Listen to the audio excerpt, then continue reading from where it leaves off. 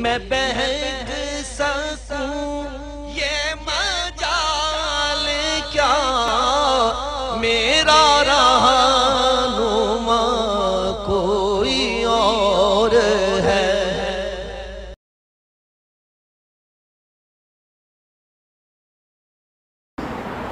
حدیث نمبر 59، اس کے اوپر امام مسلم رحمۃ اللہ علیہ نے ایک باب قائم کیا ہے۔ ایک بات ذہن میں رکھیں کہ جب بھی بڑی کتاب پڑھی جاتی ہے تو آپ دیکھتے ہیں کوئی بھی اخبار ہوتی ہے تو اس کے اوپر ایک بڑی موٹی سی سرخی لگی ہوتی ہے، ٹھیک ہے۔ موٹی سرخی جو ہوتی ہے اس کے نیچے تفصیل بعد میں ہوتی ہے، موٹی سرخی کسی چیز کو ظاہر کرنے کے لیے ہوتی ہے۔ اس طرح حدیث کی جو کتابیں ہوتی ہیں اس کے اندر بھی ائمہ کرام کا ایک طریقہ ہوتا ہے کہ وہ جس موضوع کی حدیث نیچے لے کے آنا چاہتے ہیں، لکھنا چاہتے ہیں، وہ اوپر ایک چیپٹر کا عنوان دے دیتے ہیں، اس کے بعد احادیث ساری اس نیچے اس مضمون کی آ جائے گی۔ اور یہ بھی دیکھیں کہ جو وہ چیپٹر کا عنوان ہوتا ہے وہ اس محدث کا عقیدہ ہوتا ہے۔ یہ بات ذہن میں رکھیں، اس میں کوئی دو رائے نہیں ہے۔ وہ جو چیپٹر ہوتا ہے اس کا عنوان، چیپٹر کا عنوان کیا ہوتا ہے؟ وہ محدث کا عقیدہ ہوتا ہے، پھر وہ نیچے اس طرح کی احادیث دیتے ہیں۔ تو امام چیپٹر کا عنوان قائم کرتے ہیں تو کہتے ہیں کہ جو شخص اللہ تعالیٰ کو رب، اسلام کو دین اور محمد مصطفیٰ صلی اللہ علیہ وآلہ وسلم کو نبی مان کر راضی ہو وہ مومن ہے، خواہ وہ کبیرہ کا ارتکاب کرے۔ بعض لوگ ایسے تھے، خوارج لوگ، ان کا یہ نظریہ تھا کہ اگر کوئی بندہ کبیرہ گناہ کرے تو وہ دار اسلام سے خارج ہو جاتا ہے، جبکہ ہمارے یہاں مسلک یہ نہیں ہے، عقیدہ یہ نہیں ہے۔ عقیدہ یہ ہے کہ گناہ کرنا ایک برا عمل ہے، گناہ کرنے سے بندہ گناہ گار ہوتا ہے، اس سے بندہ دار اسلام سے خارج نہیں ہوتا۔ دار اسلام سے کب خارج ہوتا ہے؟ جب وہ ضروریات دین میں سے کسی چیز کا انکار کرے، ٹھیک ہے۔ تو امام مسلم رحمۃ اللہ علیہ یہاں پر احناف کے مسلک کی تائید کرتے ہوئے ترجمہ الباب لائے ہیں اور اس کے اندر فرماتے ہیں، ایک حدیث لائے ہیں حضرت عباس بن عبد المطلب رضی اللہ تعالیٰ عنہ، یہ حضور علیہ الصلوۃ والسلام کے چچا ہیں۔ وہ بیان کرتے ہیں کہ آقا علیہ الصلوۃ والسلام نے فرمایا کہ جو شخص اللہ تعالیٰ کو رب، اسلام کو دین اور محمد رسول اللہ صلی اللہ علیہ وآلہ وسلم کو رسول مان کر راضی ہو گیا، اس نے ایمان کا ذائقہ چکھ لیا۔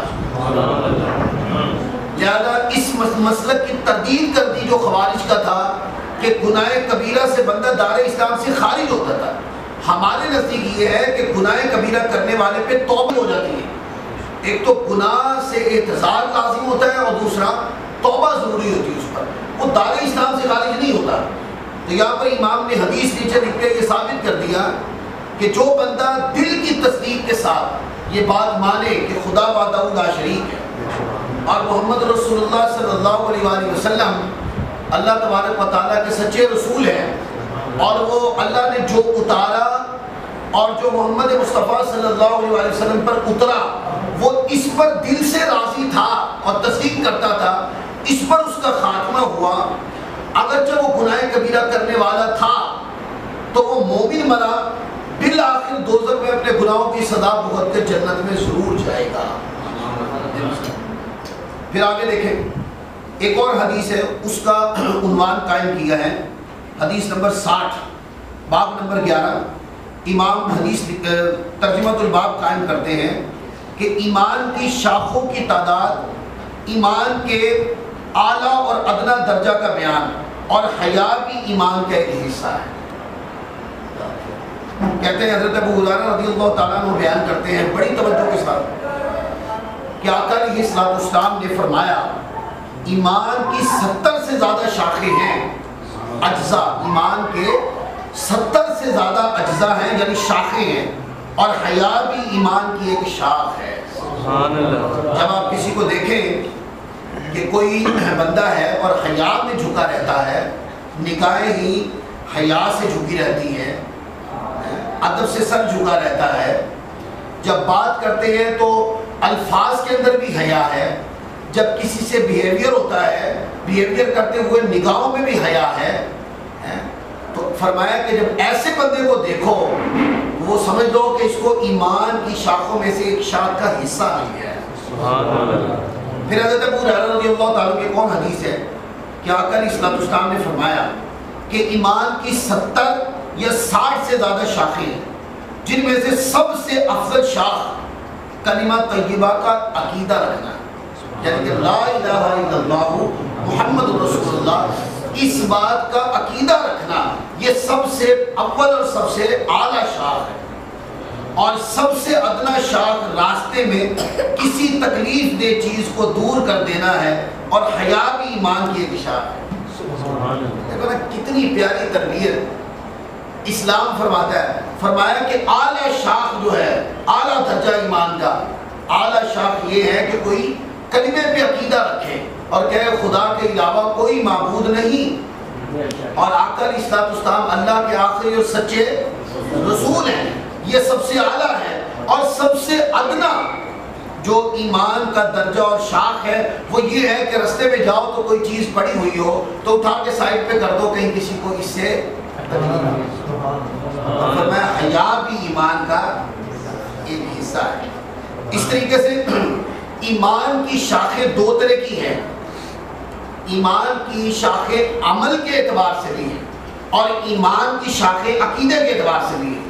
مانی کہ ایمان کی کچھ شاخیں ایسی ہیں جن کا دل کی تصدیق کے ساتھ تعلق ہے، وہ تمام معتقدات ہیں، عقیدے ہیں ایمان کے، اور ایمان کی شاخوں کا ایک تعلق اقرار باللسان کے ساتھ ہے، وہ عمل کے ساتھ ہے، اطاعت و فرما برداری، نماز پڑھنا ہے، اچھا بولنا، اچھا سننا، اچھی صحبت میں بیٹھنا، یہ ساری باتیں۔ حدیث ہے اور بڑی جامع حدیث، اس کے اندر امام اس کے اوپر ترجمۃ الباب قائم کرتے ہیں، کہتے ہیں اسلام کی جامع اوصاف، تفصیل کے ساتھ تو بہت سارے ہیں، 70 سے زیادہ شاخیں ہیں، 60 سے زیادہ شاخیں ہیں، اجزاء ہیں، لیکن وہ امام فرماتے ہیں کہ ایک لفظ میں بتاؤ کہ دین کیا ہے اور بندے کو کیسا ہونا چاہیے، تو ایک حدیث کوٹ کرتے ہیں کہ حضرت سفیان بن عبداللہ ثقفی رضی اللہ تعالیٰ عنہ بیان کرتے ہیں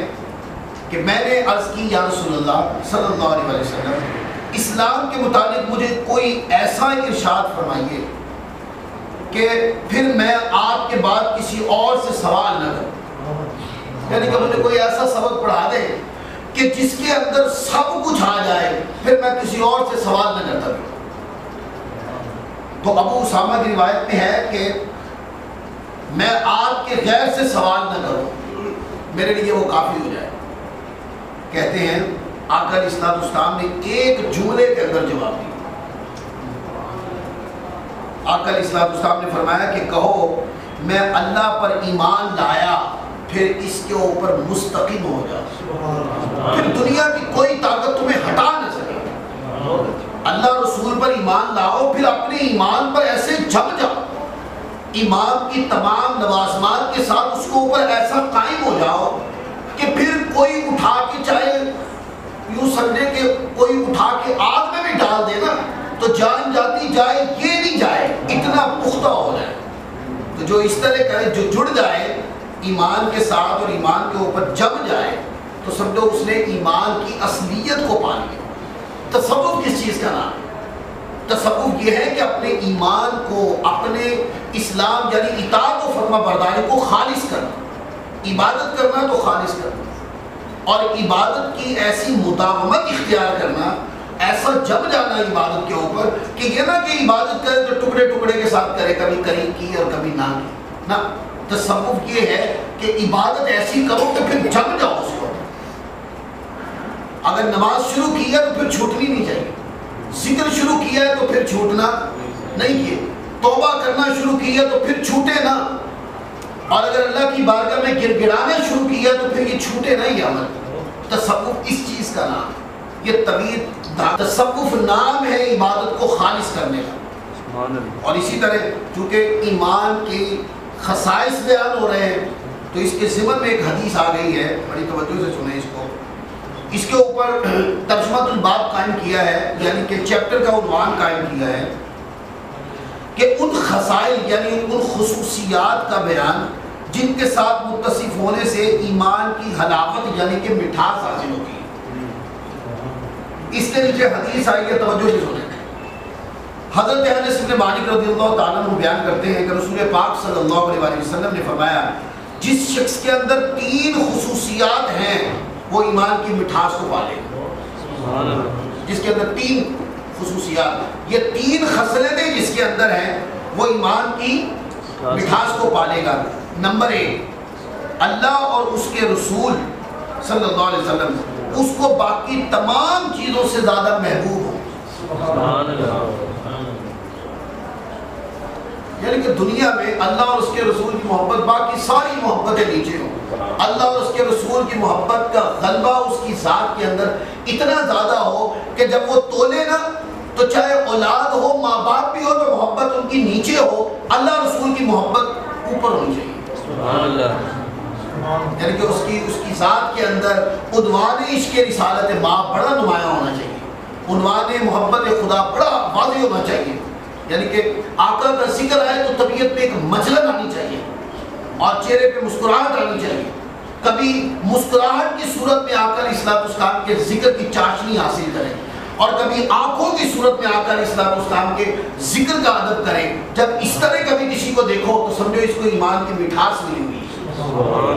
نعت سنے اور طبیعت کے اندر ایک پھڑکن آ جائے، نعت سنے تو ادب آ جائے، نعت سنے تو اس کے اندر آقا علیہ السلام کی یاد کے اندر یوں سمجھے کہ عقیدت کے اندر دل و دماغ ہر چیز جھک جائے۔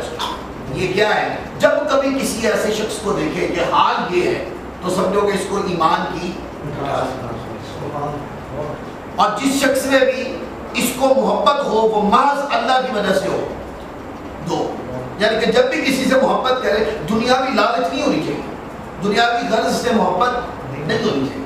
جب بھی محبت ہو تو اس کے اندر اللہ اور اس کے رسول کی فرما برداری کا کوئی پہلو ہونا چاہیے۔ یہ نہ ہو کہ کسی سے محبت تو ہے لیکن دنیاوی کوئی لالچ، دنیاوی کسی لالچ کے بدلے میں محبت کی ہے، دنیاوی حسن کے بدلے میں محبت کی ہے، دنیاوی کوئی عہدے کے لیے محبت کی، نہ جس سے بھی محبت ہو اس محبت کے اندر اللہ اور رسول کی فرما برداری کا کوئی پہلو ہونا چاہیے۔ اگر کوئی ایسا ہے تو سمجھو اس نے بھی ایمان کی مٹھاس کو پا لیا۔ اور اگلی بات فرمایا کفر سے نجات پانے کے بعد، کفر سے نکلنے کے بعد، نجات پانے کے بعد دوبارہ کفر میں لوٹنے کو اس طرح ناپسند کرتا ہو جیسے آگ میں پھینکے جانے کو ناپسند کرتا ہے، ایسا بیزار ہو کہ وہ کہے کہ نہیں اب جینا مرنا اسلام پر ہے، کفر سے اتنی نفرت ہو تو جب کسی کو دیکھو تو سمجھو کہ اس کو ایمان کی مٹھاس مل رہی ہے۔ اب ایک آگے روایت آئی ہے، اس کا چیپٹر کا عنوان پڑھ دیتا ہوں، پھر روایتیں کل پڑھ دوں گا تاکہ لمبا نہ ہو جائے نا مضمون، ابھی ختم شریف پڑھنا پھر دعا کی۔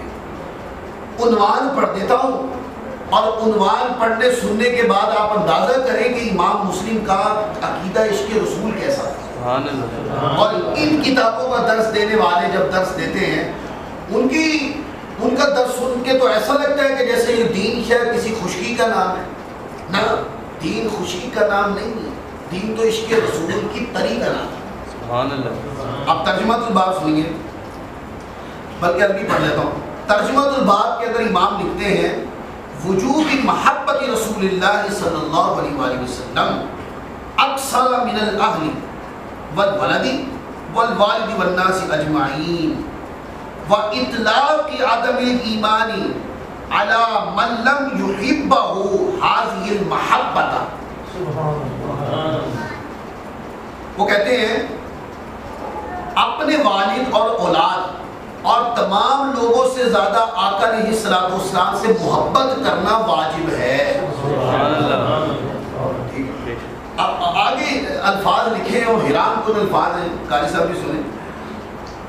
آگے امام لکھتے ہیں یہ کہ اپنے والد اولاد تمام لوگوں سے زیادہ آقا علیہ السلام سے محبت کرنا کیا ہے؟ واجب ہے۔ آگے امام لکھتے ہیں وَإِطْلَاقِ عَدَبِ الْإِيمَانِ عَلَى مَنْ لَمْ يُحِبَّهُ هَذِهِ الْمَحَبَّةِ. امام کہتے ہیں اگر کسی کو اس درجے کی محبت نہ ہو، اگر کسی کو اس درجے کی محبت نہ ہو تو اس کو مومن مومن کیا کہنا بلایا، یعنی اس کے اوپر لفظ مومن کا اطلاق امام اس کو جائز نہیں سمجھتے. یعنی کہ وہ لکھا ہے کہ وہ اس کو مومن کے عنوان سے نہ پکارو بلکہ اس کی اصلاح کرو کہ ابھی آپ کے اندر بڑی کمی ہے. تو مومن اس کو کہو کہ جب اس کے ساتھ آقا علیہ السلام کے ساتھ تعلق کی، نسبت کی بات ہو تو حضور علیہ السلام کا ذکر ہی اس کی مسکراہٹ ہو، آقا علیہ السلام کا ذکر ہی اس کا وجدان ہو، آقا علیہ السلام کا ذکر ہی اس کے دماغ کی سرخروئی ہو، آقا علیہ السلام کے ساتھ تعلق ہی اس کی دنیا و آخرت ہو.